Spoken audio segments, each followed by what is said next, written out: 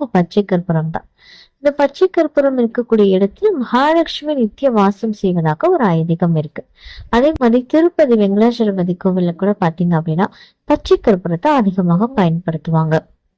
So இது இருக்கக்கூடிய இடத்துல நல்ல செல்வம் அப்படின்றது பெருக ஆரம்பிக்கும்.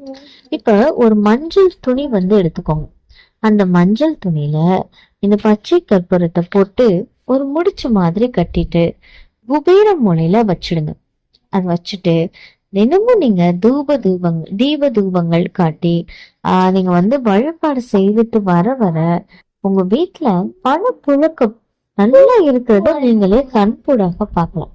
ஏன்னா நம்ம முன்ன சொன்ன மாதிரி இந்த பச்சை கற்பூரத்துடைய வாசனையும் அதனுடைய மகிமையாலும் பாத்தீங்கன்னா வீட்டுல இருக்கக்கூடிய கெட்ட சக்திகளை அது வெளியேற்றும்.